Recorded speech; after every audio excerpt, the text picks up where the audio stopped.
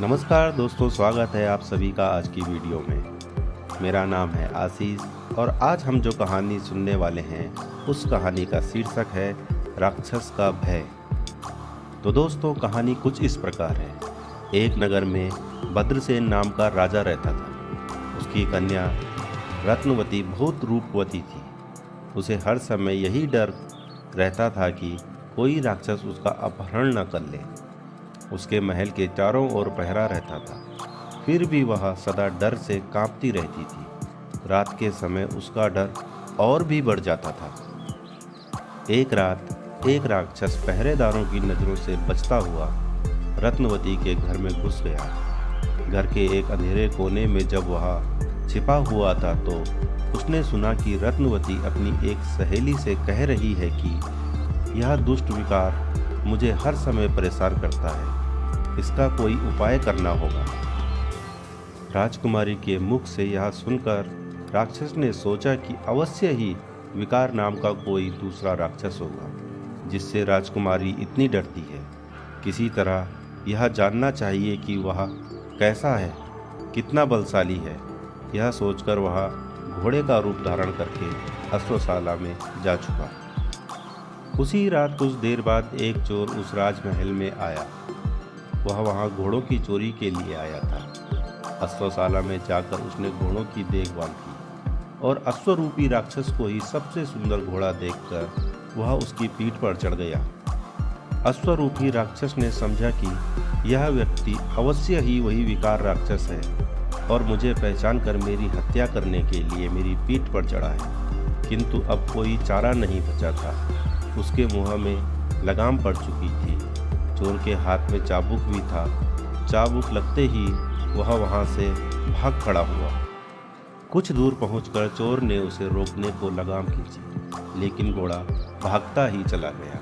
उसका वेग कम होने की जगह बढ़ता ही चला गया। तब चोर के मन में शंका पैदा हुई, यह घोड़ा नहीं बल्कि घोड़े की सूरत में कोई राक्षस है जो मुझे मारना चाहता है। किसी ऊबड़ खाबड़ जगह पर ले जाकर यह मुझे पटक देगा और मेरी हड्डी पसली टूट जाएगी। चोर यह सोच ही रहा था कि सामने एक वट वृक्ष की शाख आई। घोड़ा उसके नीचे से गुजरा। चोर ने घोड़े से बचने का उपाय देखकर शाखा को दोनों हाथों से पकड़ लिया। घोड़ा नीचे से गुजर गया। चोर वृक्ष की शाखा पर लटक कर बच गया था। उसी वृक्ष पर अश्वरूपी राक्षस का एक मित्र बंदर भी रहता था। उसने डर से भागते हुए अश्वरूपी राक्षस को बुलाकर कहा, अरे मित्र, डरते क्यों हो? यह कोई राक्षस नहीं बल्कि मामूली मनुष्य है। तुम चाहो तो इसे एक क्षण में खाकर हजम कर लो। चोर को बंदर पर बड़ा क्रोध आ रहा था। बंदर उससे दूर ऊंची शाख पर बैठा हुआ था, किंतु उसकी लंबी पूंछ चोर के मुख के सामने लटक रही थी।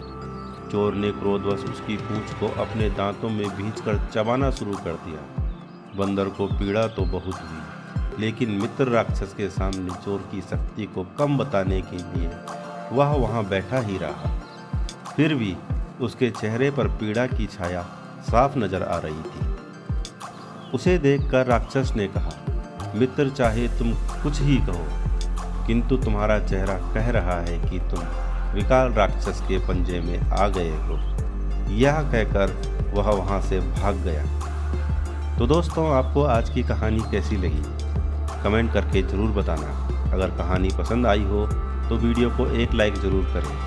आप चैनल पर नए हैं या आपने अभी तक चैनल को सब्सक्राइब नहीं किया है तो प्लीज़ चैनल को सब्सक्राइब भी कर लें, क्योंकि ऐसी ही मज़ेदार कहानियाँ मैं यहाँ पर लेकर आता रहता हूँ।